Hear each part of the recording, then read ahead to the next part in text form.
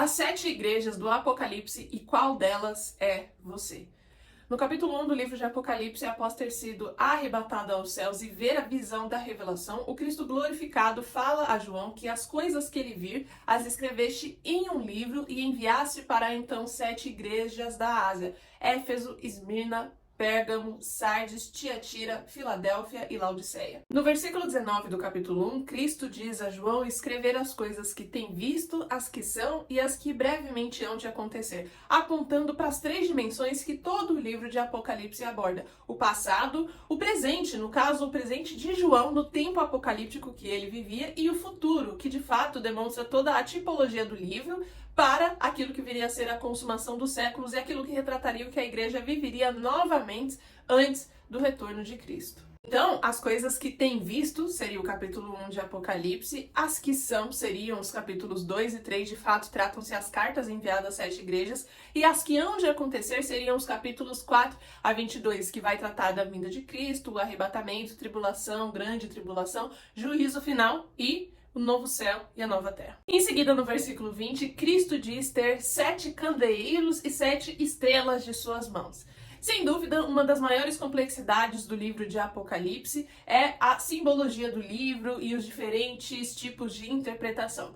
Mas aqui no versículo 20, Cristo deixa claro que as 7 estrelas representam anjos das igrejas e 7 candeeiros são as igrejas. Então, os anjos das igrejas seriam pastores e os candeeiros seriam igrejas. O texto não vai dizer que os anjos das igrejas são pastores, o texto diz apenas que as 7 estrelas são anjos e os 7 candeeiros são as igrejas. Mas o anjo da igreja sempre é o pastor, aquele que está à frente da igreja, aquele que lidera, aquele pela qual toda a igreja e o templo é representado, o que nos demonstra que tamanha é a responsabilidade do ministério pastoral.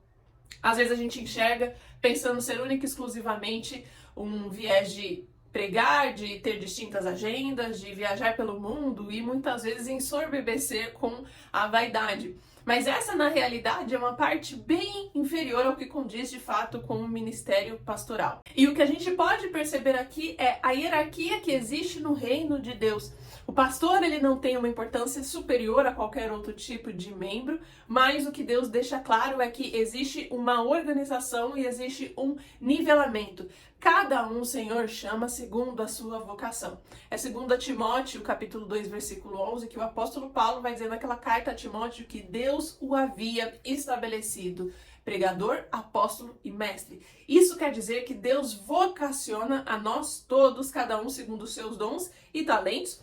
E há também as vocações daquilo que a gente pode executar se buscarmos o dom ou os dons para tal coisa. O que nós vemos aqui é que o pastor representa de uma forma muito majoritária o acontecimento ou a circunstância daquela igreja, já que o pastor, ele representa a igreja, ele é a cara da igreja. Mas o que significaria a igreja aqui no sentido apocalíptico? E há uma dicotomia. As igrejas aqui representam tanto a igreja no sentido de templos, porque literalmente nesse tempo aqui de João ele estava escrevendo cartas a essas igrejas que existiam, então a igreja como templo. E que, tipologicamente, vindo para os tempos de hoje, que já nos aproximamos da segunda vinda de Cristo, também representa as igrejas que existem hoje. Em segunda instância, representa também a igreja enquanto humanidade, enquanto indivíduo, enquanto cristão. Cada cristão pode ser representado como uma dessas 7 igrejas. E a todas essas igrejas, Cristo elogia, com exceção de Laodiceia, critica e no final faz uma promessa. Todas as promessas representam a salvação e representam vida eterna, apesar de que elas são proferidas por Cristo de forma diferente em cada uma dessas igrejas. E é muito interessante ver que em todas as promessas que vai estar no final da carta a essa igreja, Cristo vai usar o termo ao que vencer, e aí ele fará a promessa correspondente. Em algumas traduções está escrito ao vencedor, mas no final das contas, ao que vencer X. é uma terminologia militar. Em outras palavras, o que a igreja passa aqui na Terra, o que o cristão passa aqui na Terra, é uma batalha desde o dia em que Adão e Eva pecaram e, portanto, nosso DNA adâmico passou a ser maligno, passou a ser caído e temos que lutar contra a nossa própria carne. Aí temos que lutar contra principados e potestades e temos que lutar contra o sistema, o governo desse mundo, que no Apocalipse é representado de distintas formas, mas principalmente com a Babilônia e o Império Romano, uma vez que era a realidade do tempo de João quando ele escreveu o livro.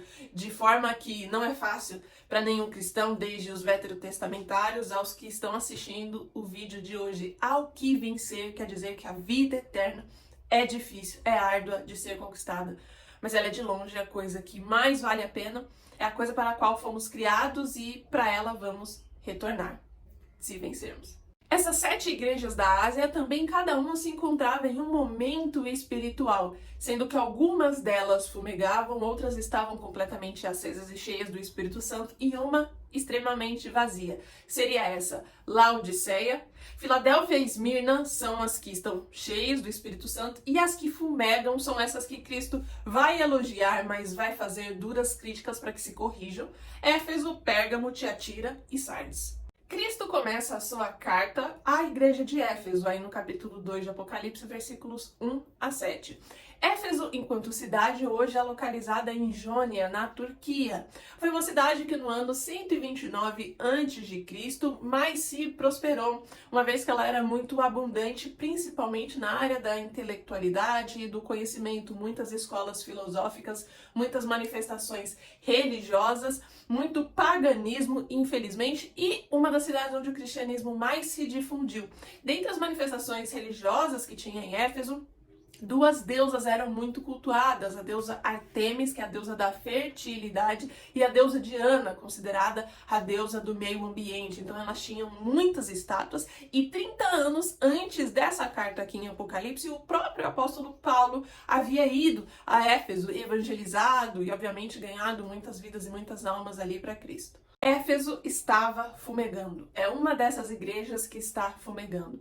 Cristo faz elogios a Éfeso, dizendo que é uma igreja que identificou e rejeitou falsos profetas, uma igreja que rejeitava o mal, uma igreja que havia perseverado, mas a crítica que Cristo deixa a Éfeso é que ela havia abandonado o primeiro amor. Esse que 30 anos antes o apóstolo Paulo tinha ido lá pregar e dizia aos seus cidadãos que medisse a profundidade do amor de Deus. E é interessante a gente imergir nisso que Cristo fala de perdeste ou abandonaste o primeiro amor. O que é o primeiro amor? No livro de Gênesis, capítulo 29, vai contar de quando Jacó conheceu a Raquel. E para casar-se com Raquel, Jacó ofereceu 7 anos de serviço. E vai dizer esse capítulo que Jacó trabalhou 7 anos por Raquel, mas pareciam-se dias do tanto que ele a amava. Isso é o primeiro amor. Traduzindo para o que a gente sente enquanto seres humanos, independentemente da era ou do tempo, é aquela paixão, é aquele frio na barriga, é aquele nervosismo, aquela expectativa. Coisas essas que é muito comum de nós sentirmos na fase do relacionamento que está no namoro, no conhecimento ou até mesmo no noivado, mas que evidentemente deixa de acontecer no casamento. Até porque, como diz o próprio C.S. Lewis, se vivêssemos somente pela paixão, nada nas nossas vidas duraria. Não duraríamos trabalhando, não duraríamos no nosso próprio casamento, porque uma vez que entra a rotina, ela é a que impede desses sentimentos, inclusive químicos no nosso cérebro, que trazem a paixão. É quase que impossível, depois de fazer uma aliança de vida inteira com uma pessoa e conviver com ela todos os dias e ter uma rotina, que ainda se sinta o mesmo nervosismo, a mesma paixão, o mesmo frio na barriga e tantos outros sentimentos de serotonina, químicos, enfim, que o nosso cérebro pode proporcionar.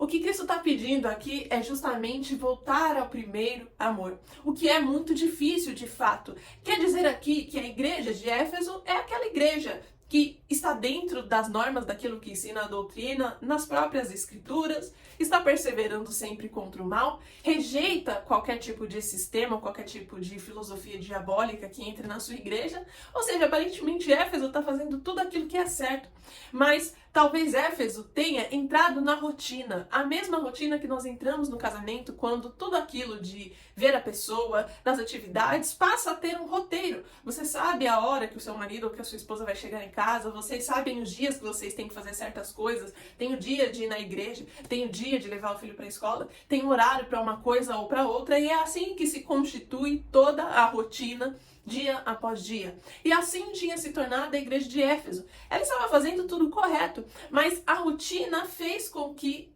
aquilo que a princípio causava euforia, hoje faz só parte integral daquilo que se tem que fazer.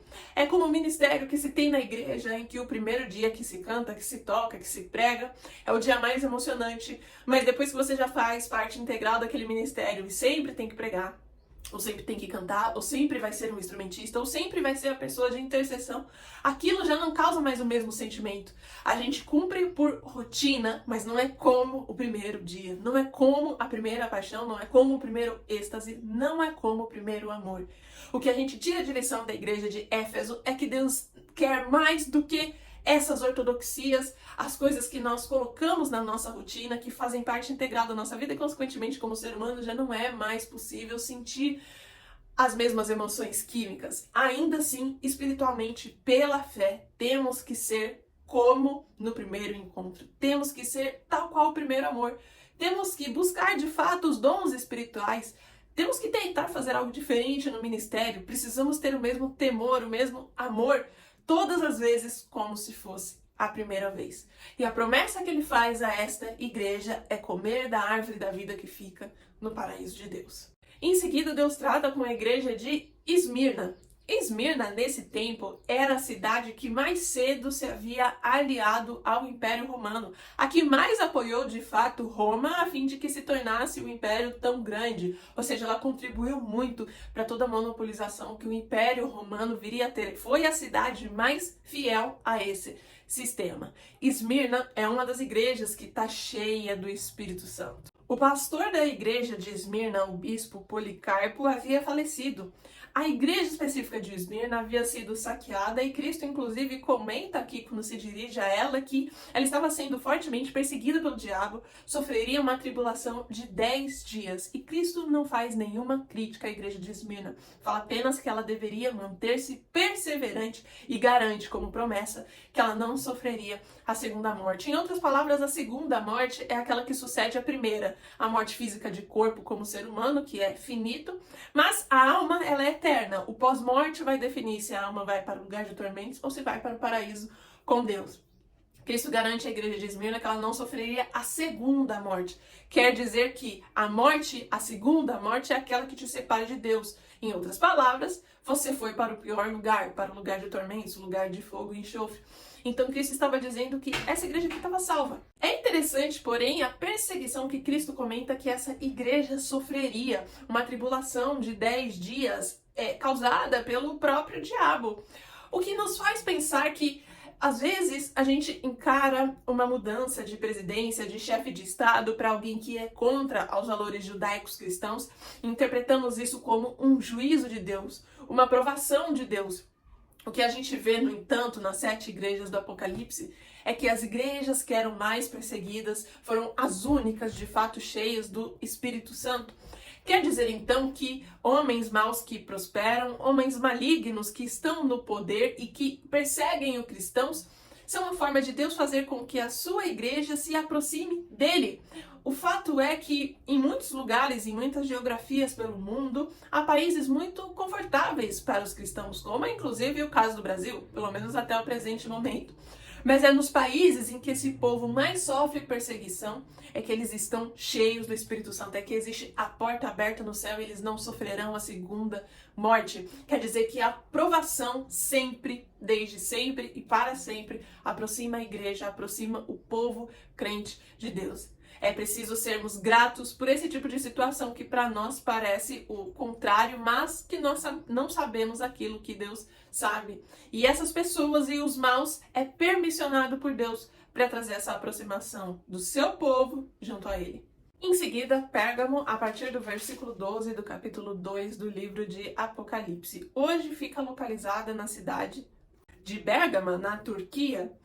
Essa cidade de Pérgamo era conhecida principalmente pela adoração a outros deuses, como já não era muito diferente dos outros lugares dessas cidades onde ficavam essas igrejas da Ásia. No caso aqui de Pérgamo era cultuado principalmente o imperador chamado Zeus Soter e um deus chamado Esculápio, tido como ser o deus da cura. Cristo ele fala bastante aqui à igreja de Pérgamo sobre o trono de Satanás, e o trono que ele se refere são esses cultos satânicos. É interessante, porém, que na linguagem ou no contexto da época, esses deuses, né, eram tidos, obviamente, como uma deidade. Mas se Deus se refere a eles como trono satânico, nos aponta algo que é muito claro. Existe um motivo pelo qual Cristo vai dizer que ele é o único caminho, verdade e vida.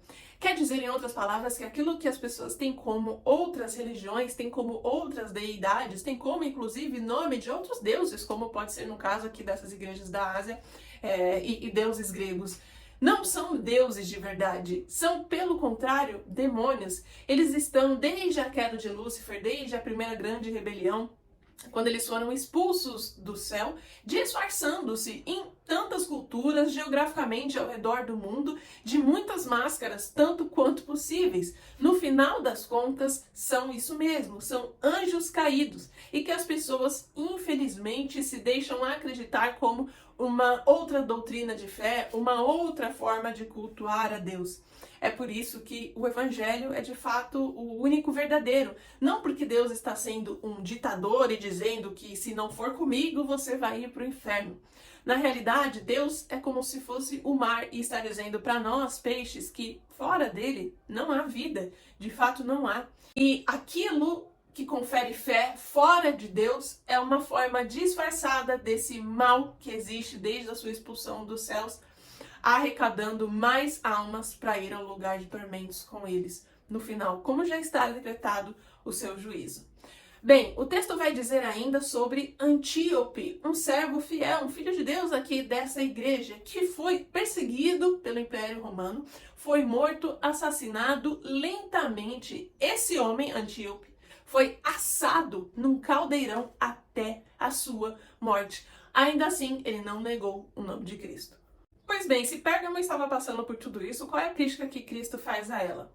Jesus vai dizer que ela estava tal qual a doutrina de Balaão, e isso era um risco iminente. Que doutrina é essa? Balaão foi quem proferiu ao rei dos Moabitas que a maneira de destruir o povo de Israel, de separar o povo de Israel da bênção e da aliança que eles tinham com Deus, era se os Moabitas seduzissem o povo eleito de Deus. E aí os Moabitas o fariam através de mulheres prostitutas, enfim, tantas quais fossem possíveis. Mas o fato é causar uma contaminação no povo de Deus, com um povo se deitando com outro povo que não proferia a mesma fé, que adorava outro Deus.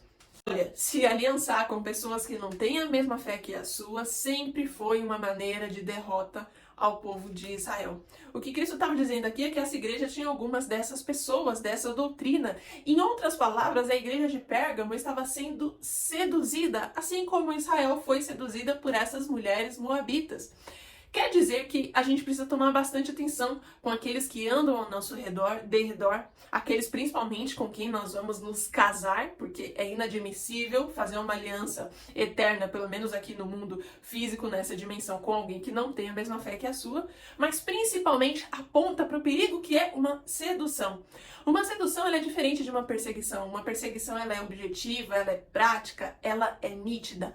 Uma sedução é uma narrativa, é um sofisma, é uma meia-verdade, é uma mentira, assim como a que o diabo contou a Eva.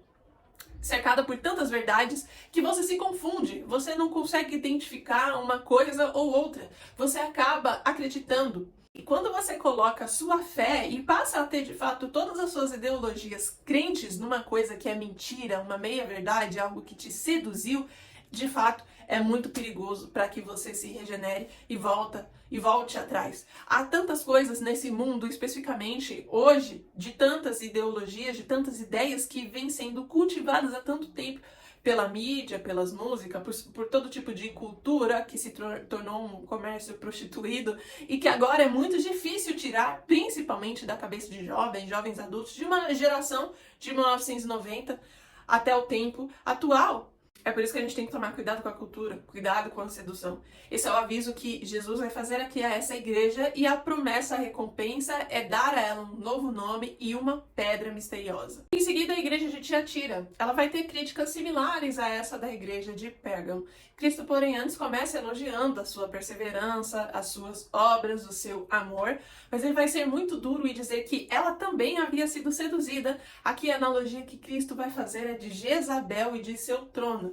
Veja que Jesus vai utilizando exemplos que aconteceram no transcurso de toda a história da saga da redenção, de todos aqueles malignos que deliberadamente, por influência, claro, dos anjos caídos, de demônios, de Satanás, quiseram se infiltrar no meio de Deus para fazer com que eles perdessem a sua salvação. É a mesma questão da sedução. Aqui Cristo vai usar o exemplo de Jezabel e vai dizer que essa igreja estava vendida a esse sistema, tinha sido completamente seduzida, e eram doutrinas diabólicas que infelizmente haviam entrado no templo de Tiatira.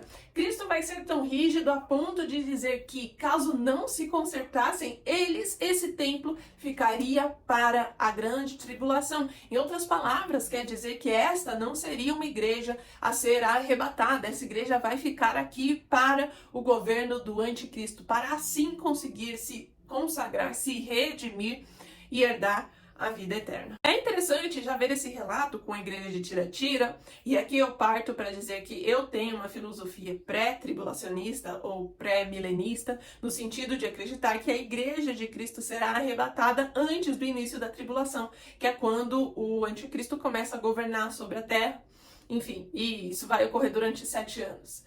O fato é que, por esta crença tribulacionista, muitos cristãos são criticados por outros cristãos que acreditam em outros vieses.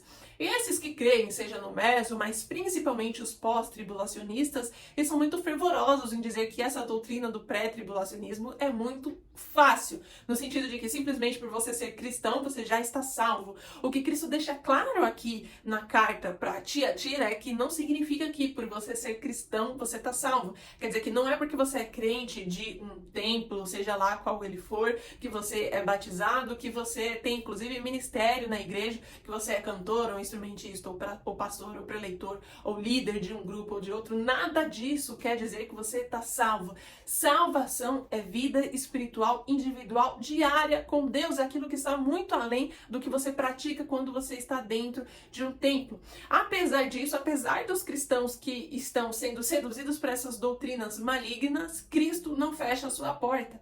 Ele oferece a opção de correção antes do grande dia do Senhor, antes do dia que ele vai arrebatar, para que essas igrejas também consigam ser salvas e não tenham que ficar aqui para a ira do Cordeiro, que vai acontecer à medida que a desobediência dessas igrejas persistir. Então, elas serão condenadas a ficarem aqui sofrendo a ira do Senhor junto com os ímpios. Isso demonstra que a salvação é muito mais difícil, porque ela não depende de onde você cultua, ela não depende do tempo de casa que você tem, nem do ministério ou da vocação que você exerce, ela depende do seu relacionamento com Cristo, ela depende de como está a sua vida quando você sai da igreja e você passa os 7 dias, as 24 horas do seu dia em casa, em como você se relaciona com esse Deus e se a sua vida de fato expressa todas as obras que significam aquilo que é ser cristão. É muito mais difícil. Ser arrebatado não é fácil, mas a gente continua na jornada. Em seguida, a próxima igreja é a igreja de Sardes. Sardes era uma cidade muito vislumbrante pela sua aparência, uma vez que ela era rodeada de montanhas. Por esse motivo, ela se tornou por tanto tempo capital da Lídia. O que infelizmente aconteceu é que habilidosos furtadores entraram na cidade de Sardes durante a noite e saquearam-na. O que Jesus vai falar aqui na carta para Sardes, a crítica principalmente, é pelo fato de ser uma igreja que vive de aparência. Cristo teria então examinado as obras desse templo e não achado nada puro para levar adiante ao trono de Deus. A lição que tiramos de Sardes é muito importante, pois ela tem a ver com sua aparência. Muitas vezes na trajetória da vida cristã, tudo o que nós temos, o que nós nos munimos de ter é uma roupa adequada, um cabelo comprido, uma saia, um vestido abaixo do joelho, um terno que está sempre tinindo, um vernacular ou um vocabulário muito eclesiástico de terra, de manto, de tantas coisas, mas o conteúdo interno desse indivíduo que se diz cristão é vazio. De fato, obra nenhuma, ele opera em nome de Deus, ele não ri com os que se alegram, ele não chora com os que choram, ele não tem nenhum braço a estender, ele não leva a palavra adiante. Ele é apenas o cristão que vive da máscara de ser cristão. É a esses que Deus está exortando na igreja de Sardes, o que vivem de uma ortodoxia vazia. E só existem poucos nessa igreja que, de fato, Jesus vai dizer, tem as vestes brancas, e que o templo de Sardes deveria se espelhar nesses poucos membros justos que eles têm. Em seguida vem Filadélfia, a outra igreja que está cheia do Espírito Santo. Essa que vai fazer o par com a igreja de Esmirna. Cristo aqui vai dizer que reconhece as obras dessa igreja, que ela tem sido fiel, que ela tem já uma porta aberta no céu e que, por sua fidelidade, ela seria guardada do juízo que haveria de vir no mundo todo. É o que diz aí o versículo 10 do capítulo 3 de Apocalipse, comprovando justamente que o dia da ira do Senhor não está destinado àqueles que são fiéis até o fim, e sim àqueles que estão em rebeldia, aqueles que precisam se consertar, e também aos ímpios. Cristo diz que a igreja de Filadélfia tem pouca força, mas havia guardado a sua palavra. O que é muito interessante, porque a gente percebe que Deus, Jesus Cristo, não está procurando por super crentes, por pessoas que nunca se abalam, por pessoas que nunca têm uma fraqueza, por pessoas que nunca de fato faz questionamentos. Ele está procurando por aqueles que vai guardar a palavra, que não vai negar o nome de Deus, nem no pior das circunstâncias. A igreja de Filadélfia demonstra que, de fato, a comunhão é tudo, que as suas botijas estavam sempre cheias de azeite e que, portanto, havia luzes nas lamparinas, como aponta a passagem das 10 virgens. O que a gente simplesmente pode extrair de Filadélfia é querer ser exatamente igual a ela, é querer poder ter acesso à Nova Jerusalém e estar com Cristo no seu reinado. Por último, Laodiceia, a igreja que está completamente apagada. Esta cidade de Laodiceia ficava na antiga Frígia e era a cidade mais rica do Império Romano, muito famosa por seus bancos, por todo tipo de civilização avançada e tecnologicamente muito superior à sua época. Essa cidade tinha somente um defeito, que era o seu abastecimento de água. Então, águas mais geladas eles tinham que importar de Colosso e águas mais quentes, termais, eles tinham que importar de Hierápolis. Porém, em ambos os casos, até que as águas chegassem a Laodiceia, elas já estavam mornas. O que aponta muito bem para a crítica que Cristo vai fazer sobre esta igreja. Vai dizer que ela não é fria nem quente. Quem dera se fosse fria ou quente, ela era morna. E por isso Cristo estava prestes a vomitá-la. Esta parte do frio e quente é erroneamente muito interpretada por muitas igrejas e em muitas mensagens.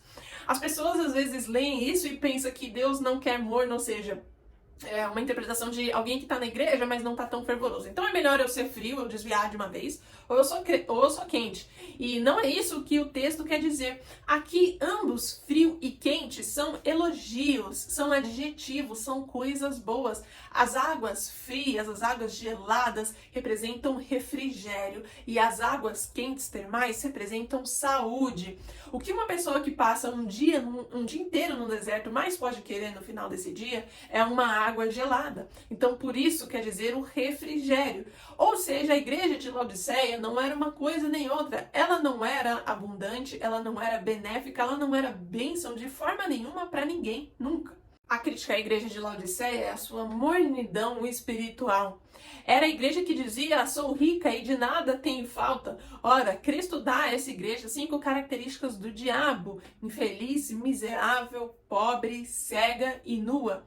Inclusive, Cristo vai dizer, aconselho-te que compres de mim o ouro. Claramente uma ironia, porque a igreja estava situada numa cidade muito rica. De fato, ela nada precisava comprar, mas o ouro que Cristo manda esta igreja adquirir era o ouro de si próprio. O ouro, sempre associado a Deus, é o ouro que representa a incorruptibilidade, é aquilo que não pode ser traspassado, aquilo que tudo vê, aquilo que tudo penetra, o que é triunfante, o que está desde a criação. Laodiceia é de certo a igreja que não será arrebatada e que ficaria na terra para o governo do anticristo, para que fosse purificada aqui durante tribulação e grande tribulação, durante a ira do Cordeiro. A nudez dessa igreja aponta que ela perdeu as suas vestes, em outras palavras, o seu sumo sacerdócio. A sua cegueira quer dizer que ela deixou de olhar para as coisas do céu e para o reino. Cristo vai dizer que ela fosse zelosa e se arrependesse. Ele estava na porta batendo, e se alguém o ouvisse, ele entraria e cearia com este. Quer dizer que, apesar de tudo, Deus, diferentemente do que muitas vezes o nosso próprio julgamento fizesse nessa situação, não está condenando a igreja de Laodiceia. Ele não fecha a porta para ela. Ela é quem faz o contrário. Ele está disposto a salvá-la, mas ela não necessariamente está buscando a salvação. A igreja de Laodiceia nos ensina que não há nada que esteja tão perdido que nunca mais possa ser regenerado. Não importa o quanto a fundo a pessoa tenha ido no pecado, ela pode voltar e se arrepender e ainda assim ter chance de salvação. Quer dizer que se você desviou, volte. Se pecou, confesse, peça perdão, arrependa-se. Se machucou, perdoe, e assim por diante, porque Cristo está à porta e logo é o seu retorno.